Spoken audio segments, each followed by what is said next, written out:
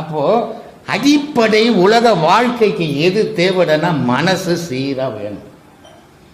ஒரு 500 ரூபாய் எனக்கு ஒரு சம்சாரம் இருக்குது, 2 குழந்தைங்க இருக்குது, நான் இருக்கிறேன், 4 பேர் வாழணும். நான் இன்னைக்கு அந்த 500 ரூபாய் சம்பாதித்துக்கு நான் படாத பாடுபடணும், 10 இடம் தெரியணும்.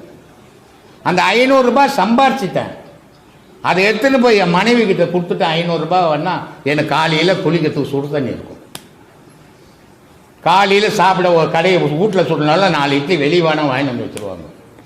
இந்த 500 ரூபாய் சம்பாரிச்சிட்டு 200 ரூபாய் கொடுத்துட்டு 300 ரூபாய் நான் ஃபுல்லாக போட்டுக்கின்னு போனால் காலையில் குடிக்க கூட தண்ணி இருக்காது. குளிக்க தண்ணி இல்லை, குடிக்க கூட தண்ணி வைக்க மாட்டேன் பொண்டாட்டி.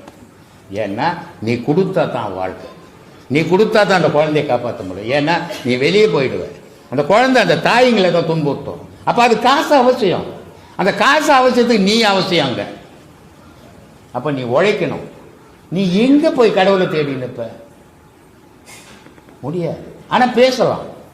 ஏங்க உங்களால் முடியும்போது என்னால் முடியாதான்? முடியும்.